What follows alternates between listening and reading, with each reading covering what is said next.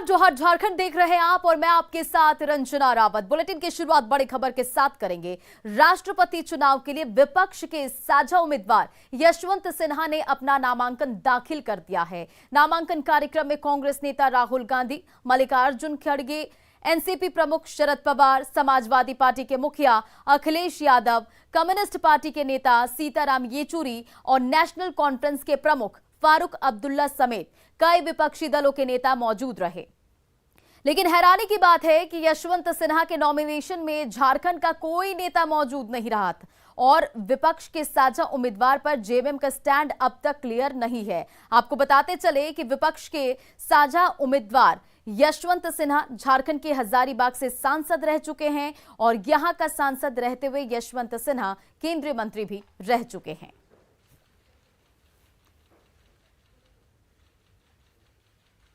तो ये तस्वीरें आप देख रहे हैं, विपक्ष के राष्ट्रपति उम्मीदवार यशवंत सिन्हा ने आज अपना नामांकन दाखिल कर दिया और इस बीच उनके समर्थक और कई बड़े नेता मौजूद रहे। तस्वीरें आप इस वक्त अपनी टीवी स्क्रीन पर देख पा रहे होंगे कि यशवंत सिन्हा ने नामांकन दाखिल किया और कई बड़े नेता जो थे वो मौजूद थे। अखिलेश यादव को आप देख पा रहे होंगे, राहुल गांधी को आप देख पा रहे होंगे। लेकिन सबसे बड़ा सवाल और सबसे बड़ी बात यह कि झारखंड से नामांकन में कोई भी नहीं वहां पर मौजूद था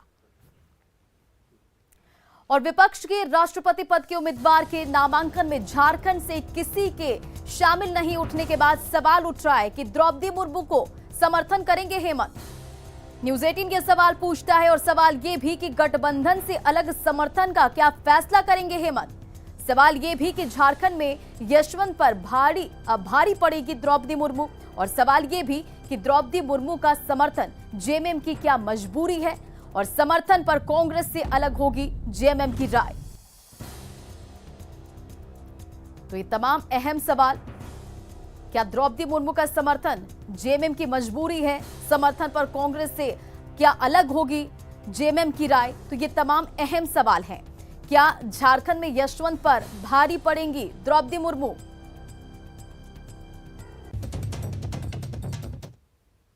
और देखिए, एक बड़ी खबर इस वक्त आ रही है, दिल्ली पहुंचने वाले हैं मुख्यमंत्री हेमंत सोरेन और ये बड़ी खबर आपको बता रहे सीएम से जुड़ी हुई। थोड़ी देर में दिल्ली पहुंचने वाले हैं मुख्यमंत्री हेमंत सोरेन। राष्ट्रपति चुनाव पर चर्चा करने वाले हैं आज मुख्यमंत्री और सोनिया गांधी से वो मुलाकात भी करेंगे। केंद्रीय गृह मंत्री अमित शाह से भी मुख्यमंत्री जो है वो मुलाकात करने वाले हैं।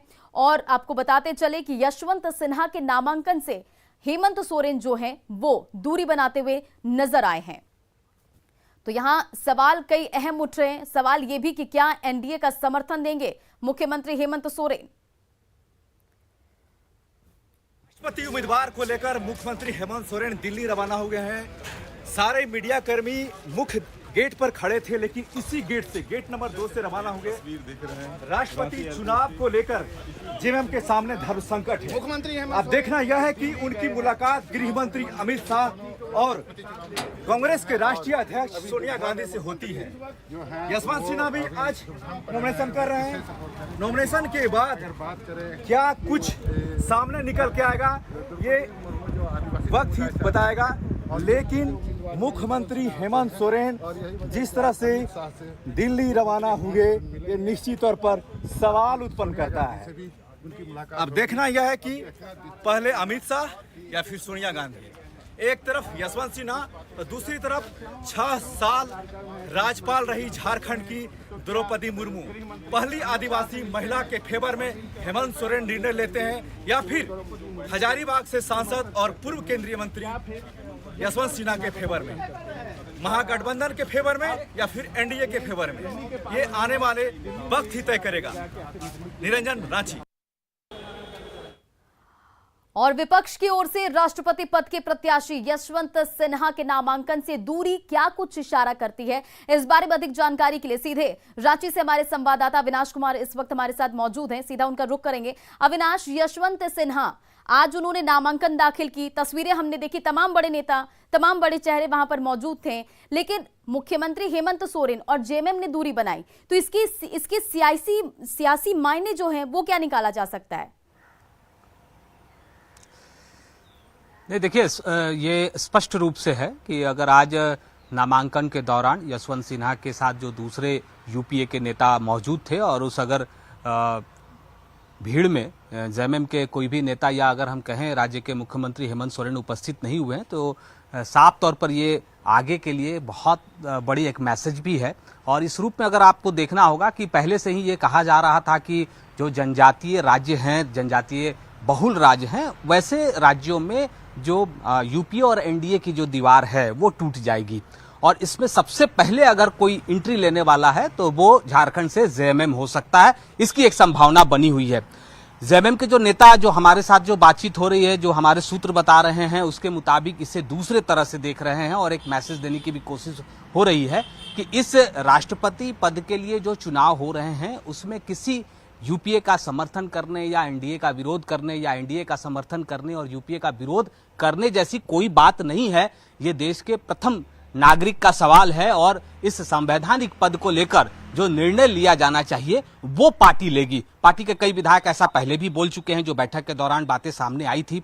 आज जब मुख्यमंत्री यहां से हेमंत सोरेन दिल्ली के लिए रवाना हो गए हैं तब यह भी कहा जा रहा है कि उस दिन जो पार्टी के विधायक कह रहे थे कि उनकी मुलाकात होगी गृह मंत्री अमित शाह से, यह भी कहा जा रहा है कि जब वो दिल्ली में होंगे तो वो सोनिया गांधी से भी मुलाकात करेंगे। तो ये सारी चीजें एक दूसरे से जुड़ी हुई हैं और ये मान कर लोग चल रहे हैं। खासकर अगर हम जेएमएम खेमे की अगर हम बात करें तो ज्यादातर लोगों का ये कहना है कि सिर्फ औपचारिक घोषणा बची हुई है।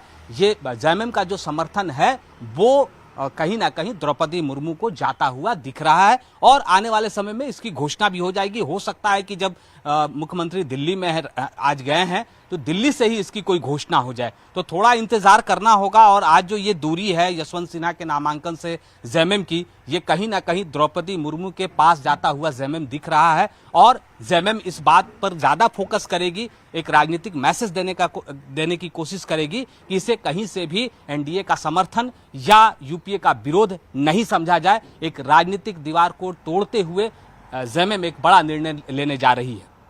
वाकई तो देखिए अविनाश, आप एक सवाल आपसे ये भी पूछना चाहेंगे, जैसा कि आप बता रहे कि जो है कि अब जो तस्वीरें निकलकर सामने आई तो कहीं ना कहीं साफ हो सकता है या आप थोड़ा इंतजार करना होगा कि वो समर्थन कर सकते हैं। लेकिन यहाँ पर ये भी एक बात है कि अगर समर्थन जेएमएम जो है वो द्रौपदी मुर्मू को अगर करता है तो क्या कांग्रेस से अलग राय होगी जेएमएम की? नहीं, देखिए इसमें जो पार्टी के नेता जो बता रहे हैं उसके मुताबिक ये है कि इस पर कोई गठबंधन के अंदर कहीं कोई दिक्कत होने वाली बात नहीं है। जहां तक सवाल आपका कांग्रेस से रिलेटेड है तो उसमें उनका ये तर्क है कि कांग्रेस का कोई उम्मीदवार भी नहीं है। ये यशवंत सिन्हा गठबंधन के उम्मीदवार हैं और इससे पहले वो टीएमसी में थे, टीएमसी से उन्होंने रिजाइन किया है और गठबंधन के उम्मीदवार बनाए गए हैं। लेकिन यहाँ गौर करने वाली बात यह भी होगी कि आज जिस तरह से राहुल गांधी सरीके नेता उसमें शामिल हुए हैं तो जरूर एक जो लोकतंत्र में जो चुनाव की प्रक्रिया होती है और पक्ष और विपक्ष की जो राजनीति होती है वो सीधे तौर पर दिख रही है। और किसी भी राजनीतिक दल की अगर हम बात करें, अगर इन दो धाराओं के बीच बंटने की बात हो तो कोई एक धारा को चुनता है, किसी एक पक्ष को चुनता है।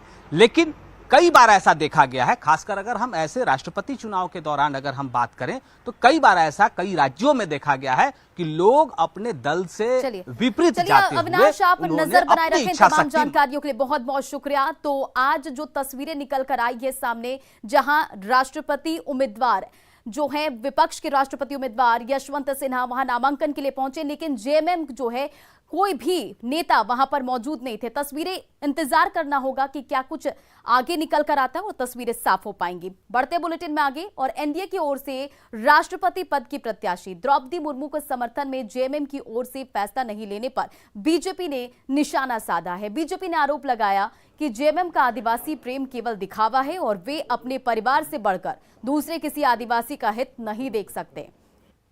आदिवासी महिला को राष्ट्रपति के लिए प्रत्याशी बनाने को लेकर बीजेपी ने गर्व की बात उन्होंने बताया और साथ ही इस पर जेएमएम की प्रतिक्रिया को नौटंकी करार दिया।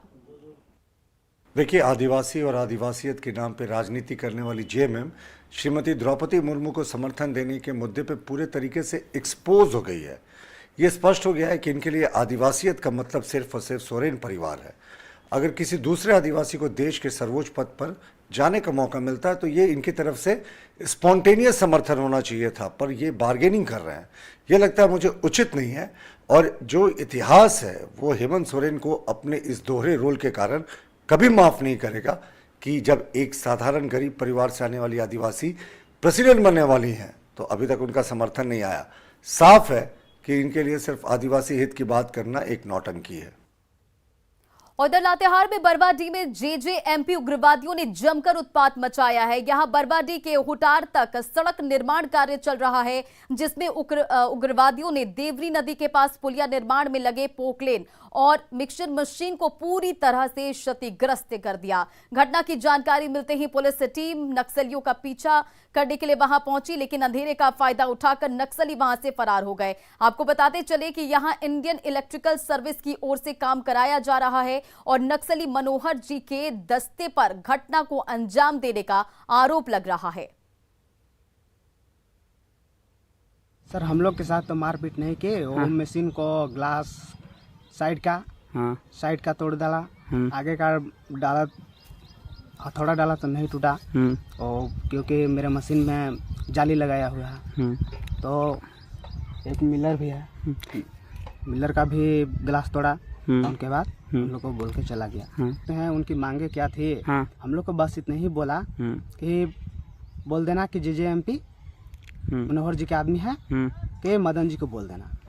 मनोज जायसवाल का जो रोड कंस्ट्रक्शन वाला काम हो रहा है उसमें कुछ एक दो गाड़ी के शीशा फोड़ दिया है। फिर हम लोग पीछा करते हुए लोग अंधेरा का लाभ उठाते हुए कोई नदी के पार भागने में सफल रह गए। थाना प्रभारी इस संबंध में मुझे बताए थे और हम लोग बराबर निगरानी में थे, लेकिन हम लोग पकड़ पाने में असमर्थ थे। फिर भी हम लोग का जो भी लोकेशन है या तो उनका रहने का स्थान है उसका वेरीफाई करके कार्रवाई करने का प्रयास है। इधर गढ़वा में लोगों ने पुलिस पार्टी पर हमला बोल दिया और घटना रंका थाना क्षेत्र स्थित सरका गांव की है, जहां विवादित जमीन पर काम रोकने गई पुलिस की टीम पर लोगों ने हमला कर दिया। अचानक हुए हमले में रंका थाने के दारोगा गंभीर रूप से घायल हो गए, जिन्हें अस्पताल में एडमिट कराया गया है और जहां उनकी हालत खतरे से बाहर है। पुलिस ने आरोपियों के खिलाफ केस दर्ज कर लिया है और आगे की कार्रवाई की जा रही है।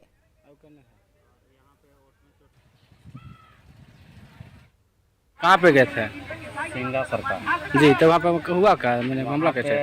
शिवनाथ सिंह से हमारा खेत है वहाँ पे 14 एकड़ का पूरा प्लॉट है, तो वो शिवनाथ सिंह नाम का एक आदमी जोत दिया, उसे जुताई कर दिया। हम लोग भी गए थे जुताई कराने, उसी क्रम में वैसे हुआ। फिर उसने आया, टांगी उंगी लाया, अपना औजार और कुछ हंसुआ वगैरह रेतीली चीज़ें और सब पे हमला कर दिया। घाटा पहले सरवन बाबू देख रहे थे, पदाधिकारी जमीन विवाद को लेकर के। उसमें वो भूइयाँ सब है कि कौन है, वो सब तक कोई कागज़ पत्र नहीं है। ज़मीन मालिक का कोर्ट के न्यायालय के आदेश से, तो पेट्रोलिंग में हम थे, हमको आदेश हुआ कि जाकर देख लीजिए। हम गए तो हमको भी घेर करके मारपीट करना शुरू कर दिया था।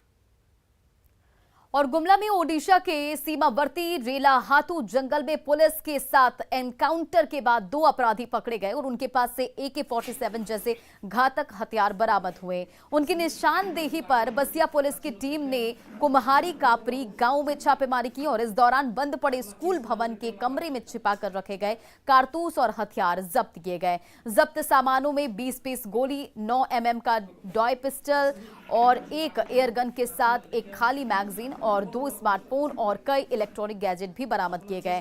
फिलहाल बसिया पुलिस पूरे मामले की तफ्तीश में जुटी हुई है, पूरे मामले पर नजर बनाई हुई है और लगातार इस पूरे मामले पर पुलिस की कार्रवाई की जा रही है। और झारखंड में धीरे धीरे कोरोना फिर पैर पसारने लगा है। कोरोना संक्रमितों की संख्या लगातार बढ़ती जा रही है और ये कारण है कि सरकार भी लोगों से सावधानी बरतने की अपील कर चुकी है। पिछले दिनों एसओपी भी जारी किया गया और इस बीच रांची में मेन रोड के मुख्य इलाके में भीड़ और लापरवाही देखने को मिल रही है। इस दौरान लोग अंधविश्वास की चपेट में भी आते दिख रहे हैं। आपको बताते चले कि 6 हफ्ते में कोरोना संक्रमितों की संख्या बढ़ने लगी है और जबकि त्योहारों में भीड़ भी बढ़ती है और ऐसे में विशेषज्ञ ज्यादा सावधानी बरतने की सलाह दे रहे हैं।